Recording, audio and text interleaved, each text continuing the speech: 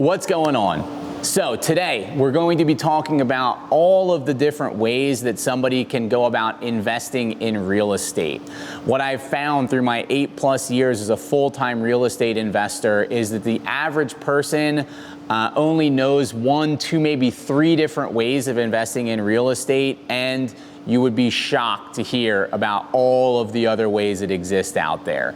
Now, before we get into the meat and potatoes of our content today, do me a huge favor, go ahead and hit that like button, okay? This does so much for us in terms of notifying YouTube that this is valuable, insightful content, which then helps out in the algorithm and it gets this video out in front of more eyes. Would be a huge favor for us. We greatly appreciate it. Also, to make sure you don't miss any of our future videos, go ahead and subscribe to this video.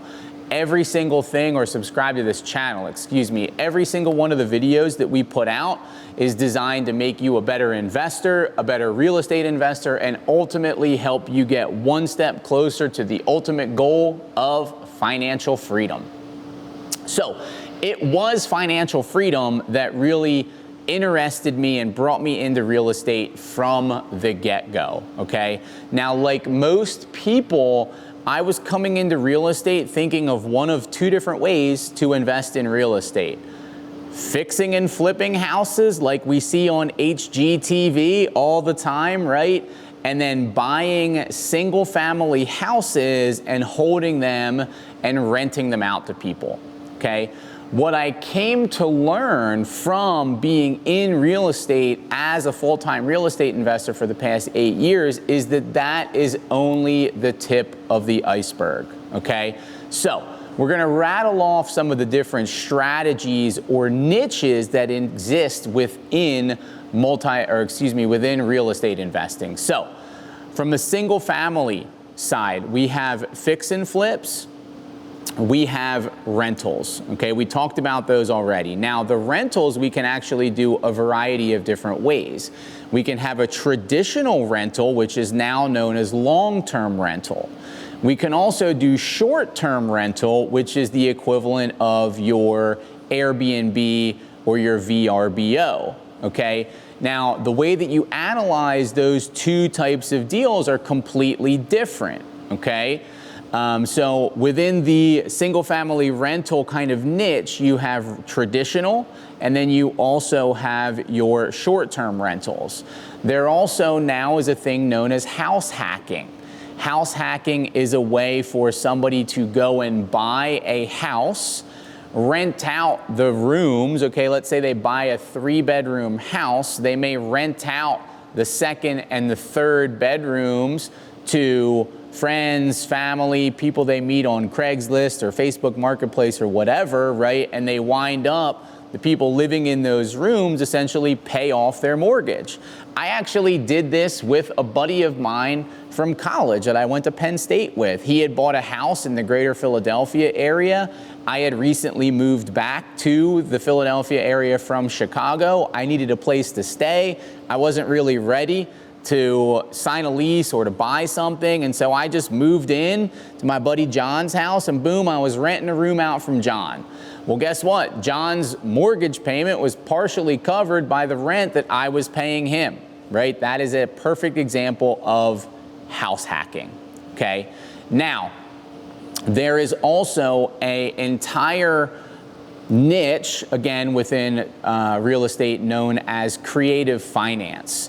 And so there are all kinds of unique and creative ways that somebody can do deals when a just straight cash purchase, the numbers just don't shake out, okay? So there's something known as owner finance. This is where I would go make an offer to acquire somebody's property from them, but they would play the role of the bank. They would serve as the lender on the property and I would be the borrower. So instead of going out and getting a traditional mortgage from Bank of America or somebody like that, the seller would literally finance the deal for me. That's called owner finance. Subject to is a way that people can do creative finance deals. They actually buy the property subject to the current owner's existing mortgage on the property. Okay, so they're essentially taking over somebody else's mortgage. That's known as subject to. You can do lease option deals as well. This is a way that you come in as a renter with the option to actually go and then buy the property. Okay, so within creative finance, you have a couple of different kind of subsections or subsegments: owner finance, subject to, lease options. Okay, you can go out and you can do notes, which means that you can buy the debt on a property, right? So somebody living there, you actually buy the mortgage, you become the mortgage holder. You can do tax liens, which means you're buying somebody's delinquent taxes that they owe the city or the state. There are so many different ways that people can get in and do real estate. Beyond residential real estate, there's commercial real estate. Commercial has multiple categories as well. Multifamily commercial, that's what my team does when we're doing apartment deals. There's also industrial. There are commercial office buildings. There's commercial flex space. There's self-storage. There's retail. There are strip malls. There are all of these additional types of real estate that somebody can buy as an investment. Okay, so there's all of these different ways that people can go out there and generate additional revenue for themselves through real estate investing. There's also then, you look at any of those different categories, there is then the distinction of the active investor or the passive investor. So the active investor is the person that's actually going out there and doing the deals. They're finding the leads, they're vetting the deal, they're doing all of the due diligence, they're buying the property, and then they're executing on the business plan. There's a ton of work that goes into that for all of those different niches that we just talked about. There's also passive real estate investing, and passive real estate investing is a phenomenal option for folks who are really busy with a demanding 9-to-5 job. Maybe you just like the idea of investing in real estate, you like the above average and consistent returns, you like the tax benefits, but you don't have the time and you don't want to be messing around with tenants and toilets on the weekends. You can simply be a passive investor and lend your capital to active investors, the ones that are actually doing the deals. And this is how my team ultimately creates the investment opportunities that we create in the multifamily apartment syndication space. We're out building the relationships with the commercial brokers. We're identifying the properties that have upside. We're doing the due diligence. We're negotiating with the seller, putting the property under contract, inspecting the property from top to bottom and all of the financials, securing the debt, buying the property, and running the deal after we close it. And we have a bunch of people that come in as passive investors. They invest into the deal. They wind up as a part owner of that apartment complex, and they do none of the actual day-to-day work because that is all handled by my team.